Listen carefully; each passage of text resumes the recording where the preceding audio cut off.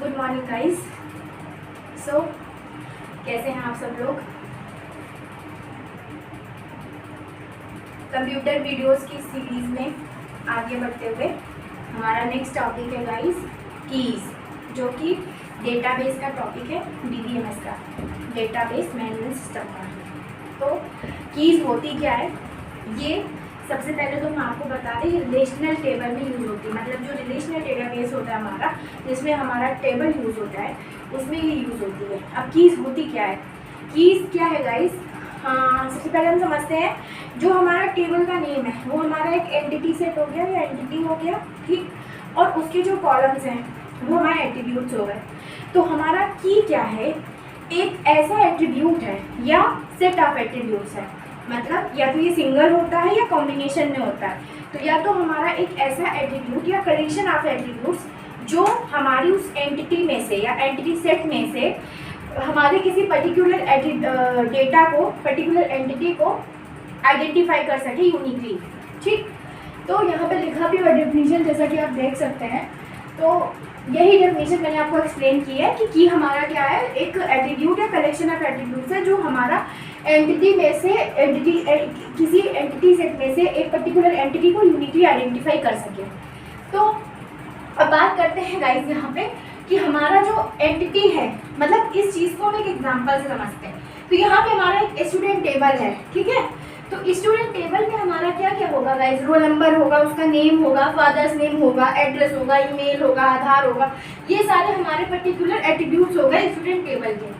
तो अब यहाँ पे हमने कुछ कॉम्बिनेशन तैयार किए हैं गाइस, जिससे कि हम किसी भी स्टूडेंट को इस टेबल में से यूनिकली आइडेंटिफाई कर सके। मतलब ये हमारा एंटिटी सेट हो गया पूरा टेबल, इसमें बहुत सारे स्टूडेंट्स की हमारे पास इंफॉर्मेशन है। तो किसी एक पर्टिकुलर एंटिटी या पर्टिकुलर स्टूडेंट को आइडेंटिफाई करने के लिए मैंने इसमें से कुछ ये कॉम्बिनेशन तैयार किए हैं। जैसे कि आप देख पा रहे हैं, नेम है, रोल नंबर है, मोबाइल नंबर है, किसी में नेम है, मोबाइल नंबर है, किसी में आधार नंबर है। तो अब ये सारे जो हैं, ये हम जो भी जो कॉम्बिनेशंस में है या जो सोलो फॉर्म में भी लिखे हैं, तो इससे हमारा इस टेबल में से अगर हम ये पर्टिकुलर चीज़ मालूम कर रहे हैं तो हमारे उस टेबल में से हम उस स्टूडेंट को निकाल सकते हैं बाहर।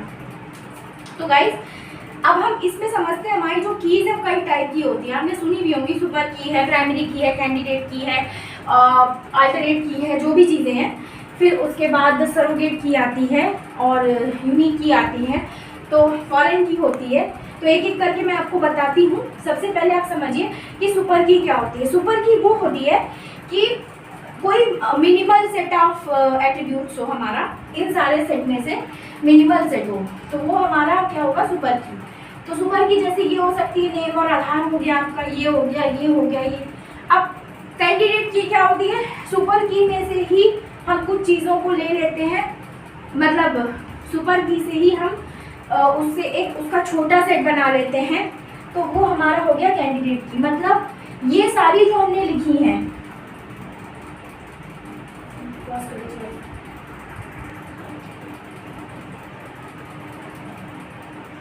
तो ये सारा हमारा जो लिखा हुआ है गाइस सामने, ये सुपर की है, ठीक है। ये सारी सुपर कीज हैं, 1 2 3 4 5 6 7, ये सारी हमारी सुपर कीज हैं। अब हम समझते हैं कि कैंडिडेट की क्या होती है।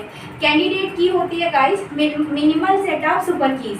मतलब इसमें से जैसे आपने रोल नंबर ले लिया या आधार नंबर ले लिया, तो मिनिमल सेट हो गया। मतलब एक ही एट्रीब्यूट से आप उस चीज़ को यूनिकली, उस एंटिटी को यूनिकली आइडेंटिफाई कर पा रहे हो, तो मिनिमल सेट ऑफ सुपर की हमारा हो गया कैंडिडेट की।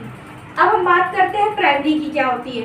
तो ये जो कैंडिडेट की होती है गाइस, इसी में से किसी एक ऐसी की को हम प्राइमरी की चूज कर लेते हैं जो कि यूनिक हो, नॉट नल हो। मतलब वो उसकी वैल्यू कभी खाली नहीं हो सकती, हमारी टेबल में एक ही होगी हमेशा, क्योंकि प्राइमरी की टेबल में एक ही होती है।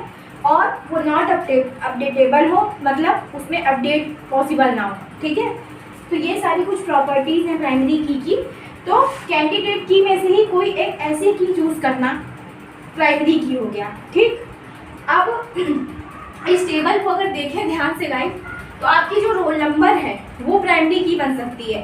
रोल नंबर कभी किसी स्टूडेंट का ऐसा नहीं कि रोल नंबर ना हो या वो बार बार अपडेट हो, ऐसा भी नहीं होता है। वो यूनिक होता है, एक स्टूडेंट का एक ही रोल नंबर है। तो ये सारी जो कंडीशंस है वो हमारे जो रोल नंबर की है, अगर हम रोल नंबर को प्राइमरी की लेते हैं तो हमारी फिर सेटिस्फाई हो रही है।